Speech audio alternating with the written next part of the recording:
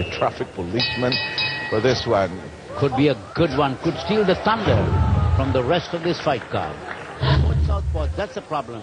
They might kind of, step on each other. Right. Mess up their dance steps, and magkakasabayan ng suktok somewhere.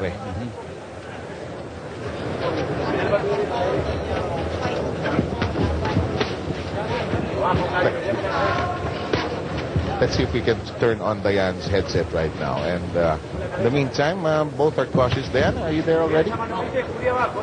Yes. Okay. Quite a commotion here, of course, with the arrival of Manny Pacquiao and Juan Manuel Marquez na nagkita off the ring, no? So soon after their fight.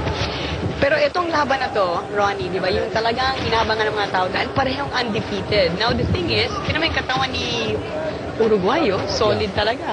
Solid. Someone's O has got to go. Yep, absolutely. Banal, of course, trained in Cebu for this fight.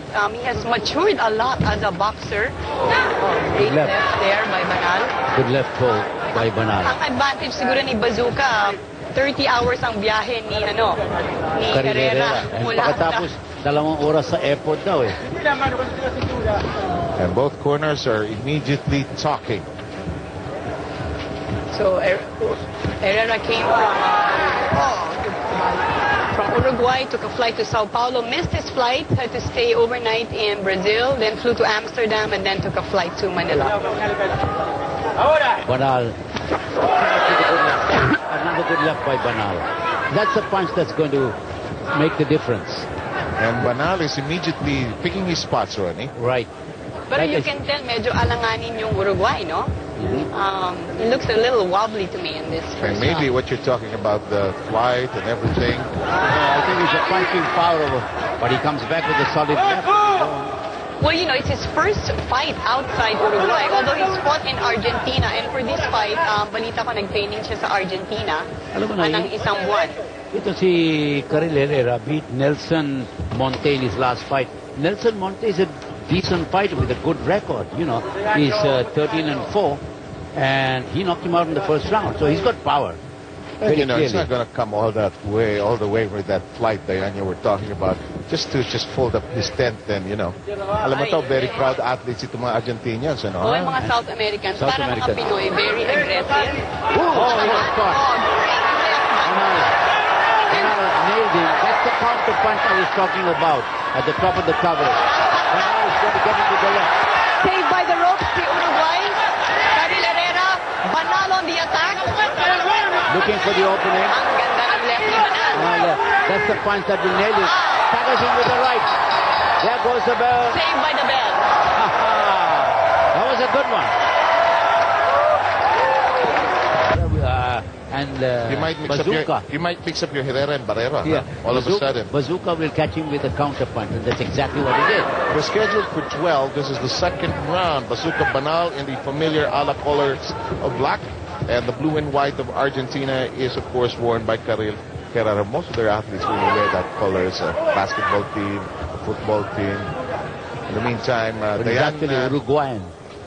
Sorry. Argentina palang colors, But Uruguay is also the same.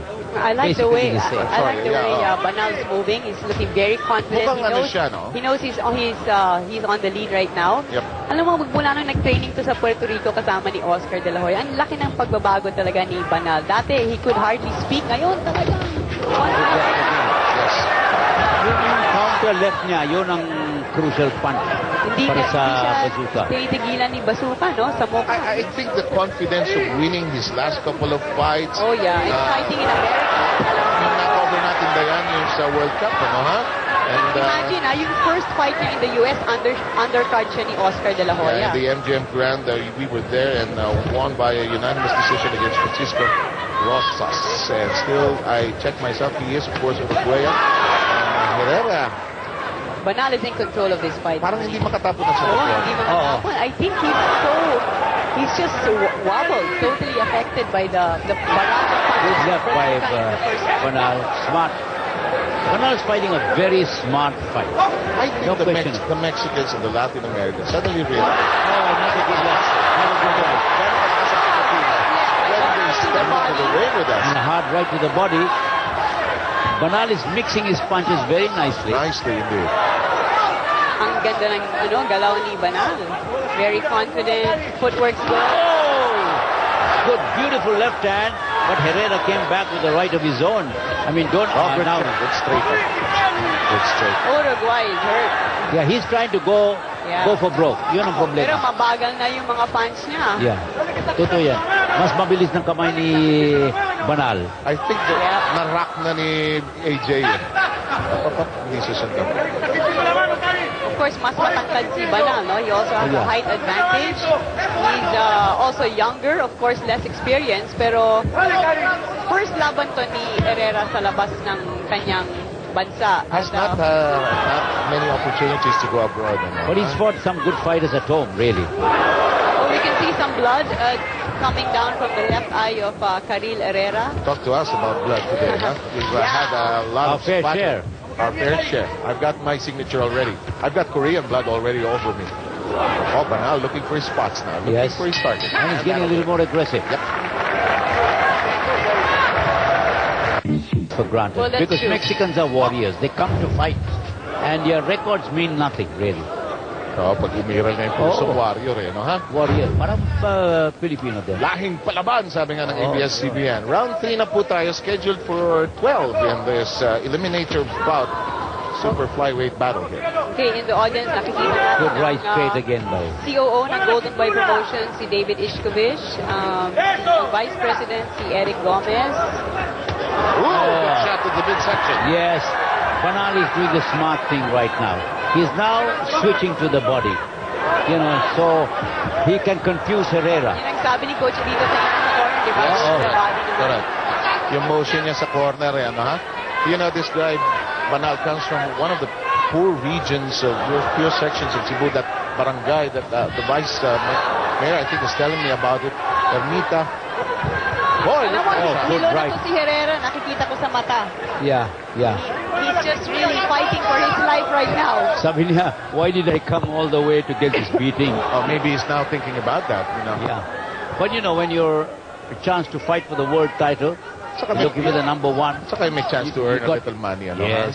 More than a little money, I guess. I guess so. Medyo nervous si Tony Aldeguer about this fight, but I think he should be a very happy man right now.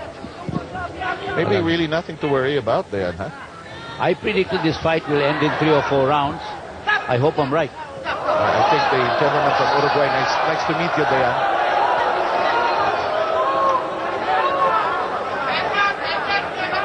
The crowd is into it, Ronnie. Yes, very much into it. I like the way... Nagagalit na yung kapatid ni Herrera. Hindi siya sumusunod. Oh, Pero at saka hindi siya sumusuntok na yan. wala siyang magawa eh. Wala siyang maitapon. Alam mo, Cracking right. Ito na. He's hurt. A minute ago. Banal goes after him. Banal on the attack. Sineset up ni Overhead AJ. to the body, and the Uruguay is just fighting for his life, trying to get one punch in, but he can't, and he falls. Please. No, they won't count that. It was a push. Was it a push? They count it. Ronnie, they're counting it. They're counting it. I thought it was the last moment he pushed him down, but anyway. It's an 8 count. Different ko dito play, Herrera, talagang bugbog na. Pride na lang talaga. Tinamaan sa midsection. Ang ganda ng development ng nilipat ni AJ talaga sa katawan, Ronnie. Beautiful.